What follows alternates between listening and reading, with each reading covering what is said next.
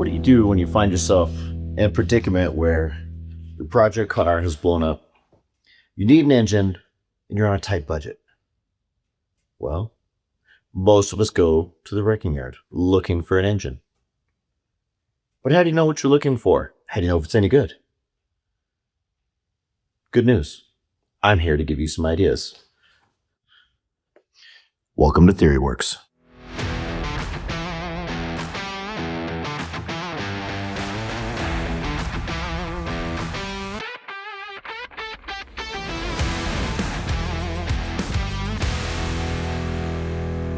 So this engine, even though I didn't go to the wrecking yard, was given to me by my dad. But I might as well have gotten it from a wrecking yard because he doesn't remember what it came out of, what year it came out of, if it ran. So it's pretty much a wild card. First easy check. Does the engine turn over? Maybe it's seized. Oh, not good. Ooh, it feels like it's got compression. Feel that bounce back there? All right, engine's not seized. Check one. The nice thing is, on the back of an LS, GM gives you some clues. This one says 4.8, 5.3. Oof, wild card. We don't know which one it is yet. That's what we're gonna find out. So I tried to get some information from my dad about this engine. I said, Dad, where did this come from? His first response, 94. Dad? An LS didn't make it into a truck till 99. Oh, I guess that's not it then. Nope. Well, maybe 01. Okay, that's an option. I said, hey, is it a 5.3? Is it a 4.8? What are we talking about, Dad? Dad says to me, the guy said it was a 5.3. Well, unfortunately, I've learned you can't trust everybody that you talk to. And in this market, a lot of people are selling 5.3s that are actually 4.8s. And that's just not nice. So, another wild card. I go, Dad, how many miles? My dad says, I don't know. A lot, I think. So, yeah. Let's see, carbon tracking takes this bad boy somewhere between 100K and, 300,000 because that's what LSs do. So, still a wild card. But, let's look around some more, see what ideas we get. As we look at this engine, we can see a few clues. Right here, it's Krusty's head gasket starting to leak a little bit. Okay, so we got higher mileage. All right, this isn't that common. Let's see, we have 862 head. That was available on a 4.8 and a 5.3. Not a good clue. Broken studs. Higher mileage. Oh yeah, that's nice. Looks like it's been sitting in a pond. That's not good. What else we got over here? Dirt. Okay. Workhorse vehicle, apparently. Nobody's done any cleaning of this motor. What we got on this side? Let's see. Another broken exhaust stud. Another stud there. The next thing we're gonna do is we're gonna take these spark plugs out. Let's do a compression test on the stand. The wonderful thing about an LS, here's where the starter bolts up. It bolts to the block. That means we can bolt the starter up, hook up a battery, crank the engine over. A lot of cars use a starter that bolts to the transmission, so it would be a lot more difficult to rig it up. On this motor, we got it easy. Let's find some tools. Let's see, 5/8 should be a good spark plug socket.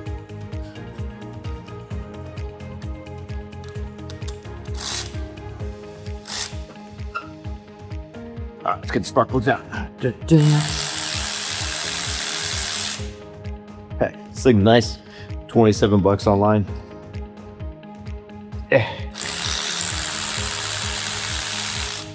Two batteries. Don't know how long it's gonna last. But even if it makes my life easier, for 1 month worth of tinkering, that's $27 well spent.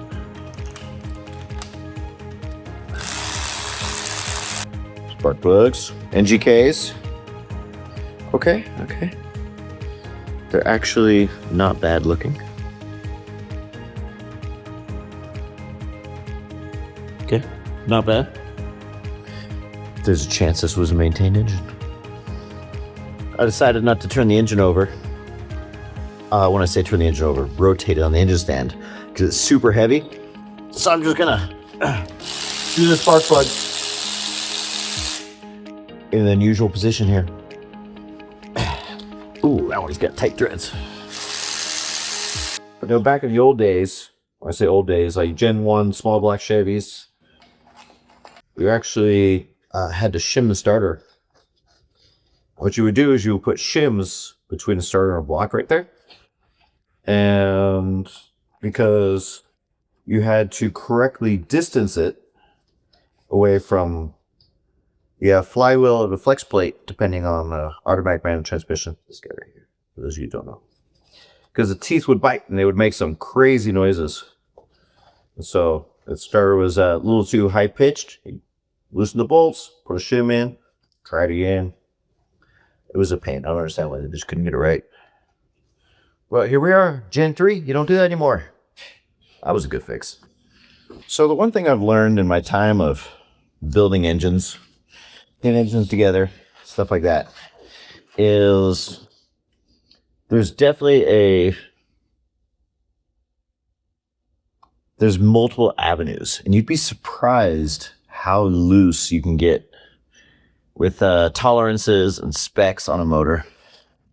You know, one time,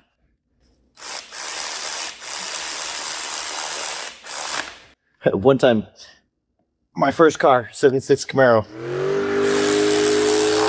I bought a small block that had been sitting in a field for $150 because I was so broke. I literally didn't do anything except it had heads on it. It was a long block, a 350. Put all my pieces on it, threw it in the car, and it started. So that was pretty sweet. I picked up a industrial endoscope online. It's like $30. Budget. So one of the big things between a 5.3 and a 4.8 is the pistons. 4.8s have flat tops. 5.3s are dished. Let's see what this one looks like. Looks like we have dished pistons. All right, so you see that ridge there on the piston? That would indicate we have a dished piston. So most likely a 5.3. Actually, it doesn't look terrible in there as far as rust or anything. So top of the piston doesn't look mangled, heavily carboned. Okay, carbon tracking, maybe 150 km, maybe. All right, I'm gonna endoscopy a couple more holes and we'll see what's going on. Don't forget your bedside manner. Sir, we've just been through a very sensitive procedure. The endoscopy, everything looked okay. Make sure you have somebody drive you home. Do not operate heavy equipment, heavy machinery. Have a nice day, Mr. Customer. Don't forget to get checked. This is a starter. This is what turns the engine. You can see the wire right here goes to the motor itself. This is the starter solenoid. This guy activates this guy. Battery hot right here at all times. Big wire. It's got a big lug, big wire. That's the clue. Little wire, signal, low amperage. This one here, 12 volts, makes this circuit complete. activates this, turns this, and then we're gonna do a compression test. Let's find some power. All right, guys, we're gonna manually operate the starter. What you have to be careful of, though, is I'm gonna use a jump box. So I've got some leads. These guys cannot touch each other. Bad. So, for instance, when I take the red one and I hook it up right here, I'm trying to be conscientious that it doesn't ground out here, okay? Because your negative, which will be connected to the block, is going to be our ground circuit, okay?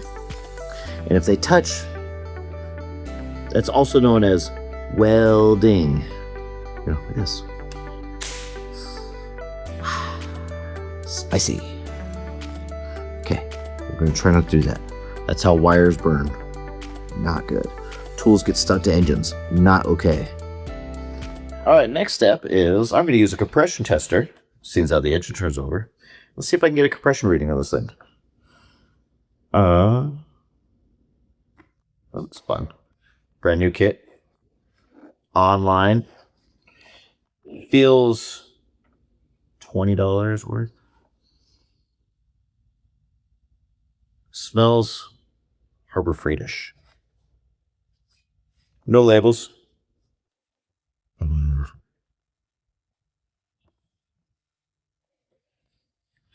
All right, let's see. Let's start back here. Start closest to you guys. So thread the bad boy in. Gauge. Button. And let's see.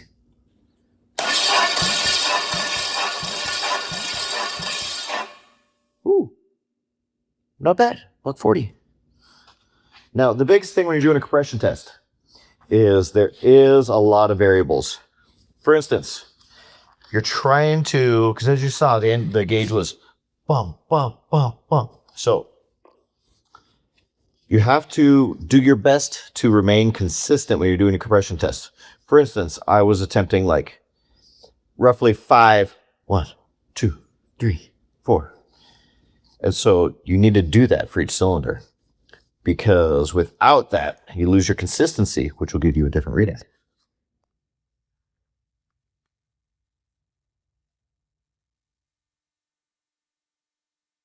Oh, that's right.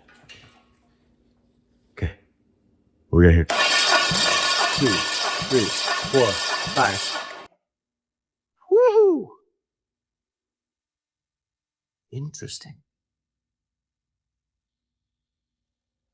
That was like 170.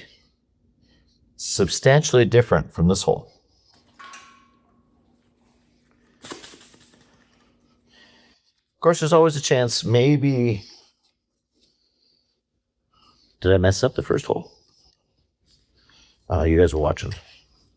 Maybe I didn't go enough bumps in the compression. Let's see. Let's look at it one more time. Without, cross-threading it in there, of course.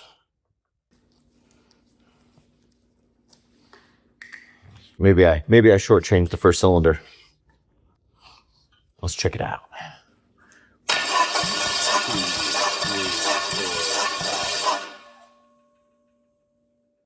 Nope. That one's just soggy. So, another important detail is that, you look online and you can find specs for compression. But there's a lot of variables to compression. For instance, like we're seeing here, how many times we bump the engine over. Compression ratio. So an engine with a compression ratio of, let's just say, 8.5 to 1 is going to have a lower value because as it's compressing the air and the fuel, it doesn't, with a lower compression ratio, the peak pressure doesn't get quite as high as opposed to, say, an 11-to-1 motor. But that can also be variable based on what type of camshaft we're running. A few things going on there. So, let's get this guy done. I don't want to talk too much.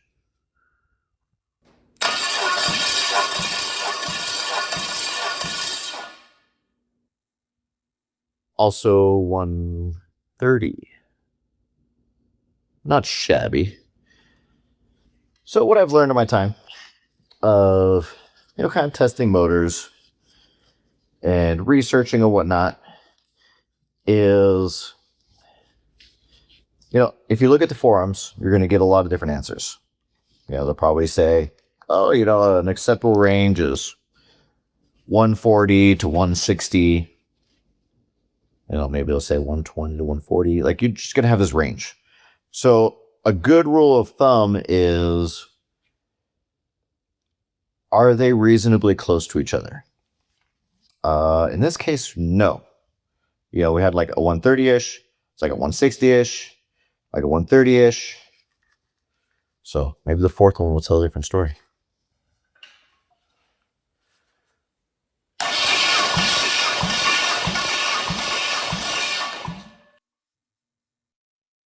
Ooh, 160. All right, so what that tells me is that oh, there it goes. Valve's not working. All right.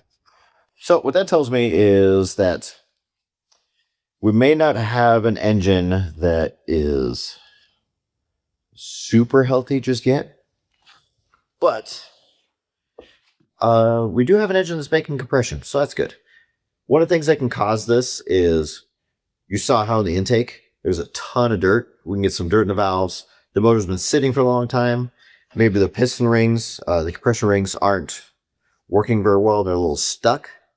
But there wasn't any zeros. A, that's good.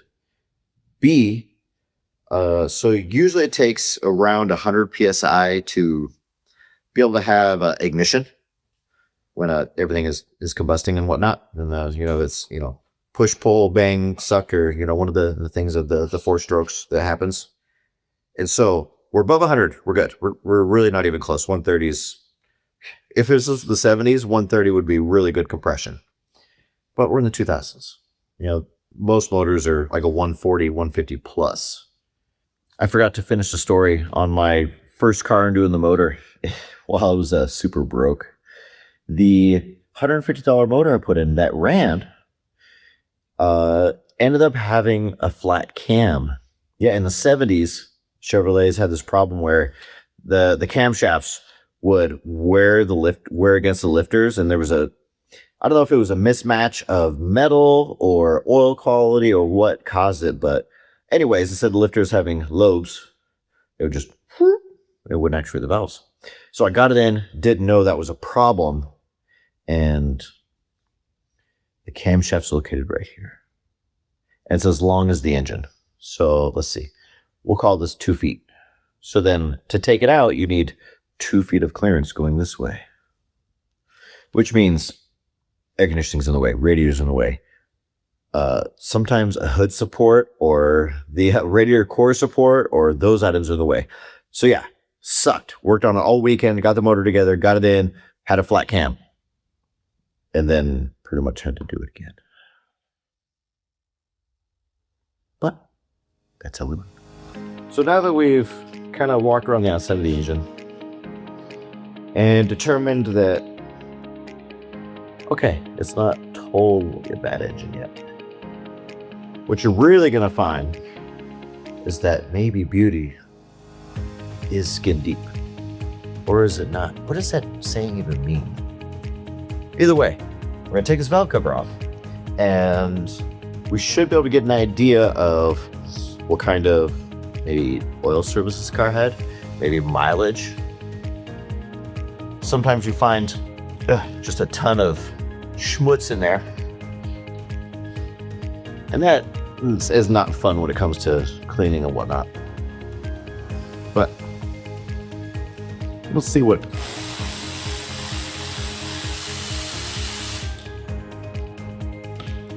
Put that in there for now.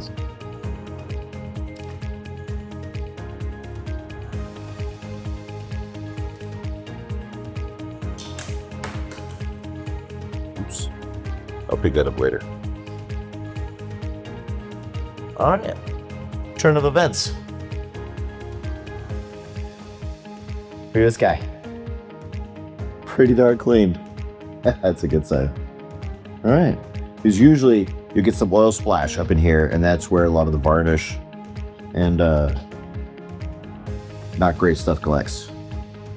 This is good news. Look at all that. Very, very clean in there. These are the rocker arms right here. On these motors, they're roller rockers, unlike the earlier engines. Valve springs. This is what's opening and closing intake valves. They go as it's push, pull, bang, suck, blow. I should look it up and I should tell you guys what that is. I don't remember, but it's, like the piston's going up. That's compressing. It's coming down. Yeah, intake valve is opening, sucking in air and fuel.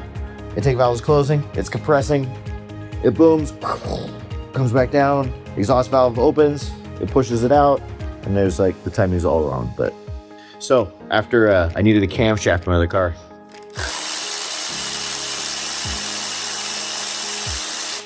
I rode my bike to Summit Racing, which happens to be in our town.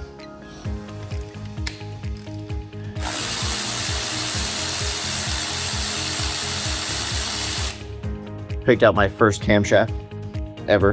Didn't really know what I was doing. I had a rough idea. Let's see, so this was 2008. The internet was still not great for research. So I was just talking to other mechanics around and ended up getting a Summit brand camshaft. I guess it's kind of a house brand, kind of like Kirkland. And put it in and seemed like it was pretty good. Okay, this side's different. So here's what I was talking about. So see, this is more what I would expect this engine to look like. So we've got, you see the Schwitz we have stuck up in here. That to me looks more like an aged engine. Wonder if my dad cleaned the other valve cover. Didn't tell me.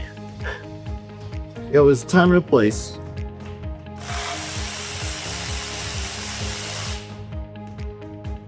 To be very critical of your engine build. But there's also a time and a place where you don't necessarily have to be as critical as you might think.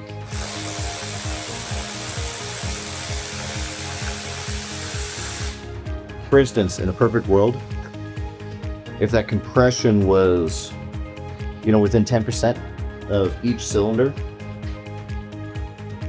that would be ideal. But it's not. Is it a head problem? Maybe valves? Is it a ring problem? We don't know yet. It could just be a problem because the engine's been sitting. And as pistons are going up and down, rings are constantly twisting and changing positions, but they're supposed to be, they're spring loaded, so they expand and contract as the cylinder wall, as it wears, is changing shape and the piston is moving around like a little tiny bit. So there's a lot of things happening there. I'm gonna put the covers back on to decide what to do next with this engine. Realistically, we'll probably pull probably take the cylinder heads off, take a look. Doing some research, the 862 heads were not a great performing head. Don't get me wrong, they're not bad. But there's actually a lot better options.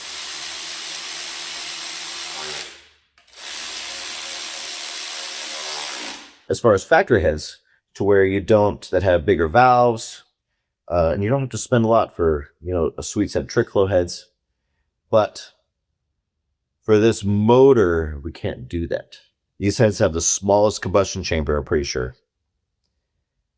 Which, as you increase the combustion chamber, you lower your compression ratio. This motor is somewhere around like a 9.3, 9.5 to 1, I think.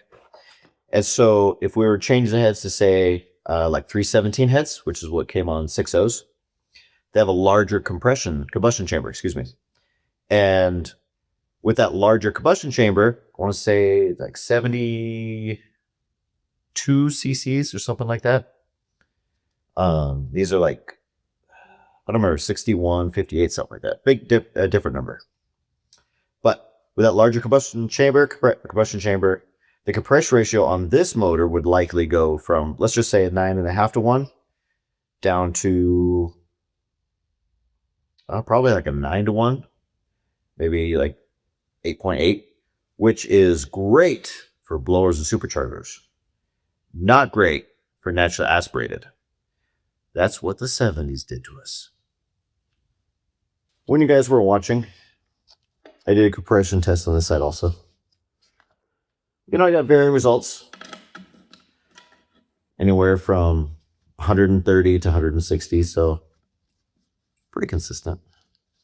Not too worried about it, honestly, especially on an older car.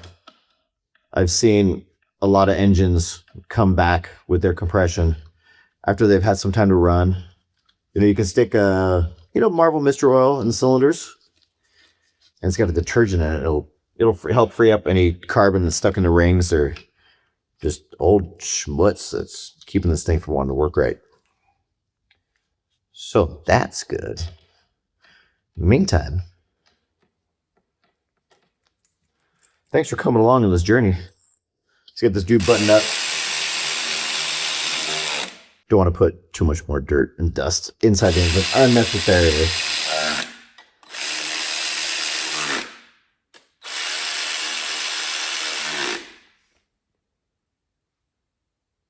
This is TheoryWorks.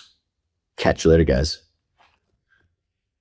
Sir, you've just been through a very sensitive procedure. The endoscopy, everything looked okay. You know, make sure you have somebody drive you home. Do not operate heavy equipment, heavy machinery. Have a nice day, Mr. Customer. Don't forget to get checked.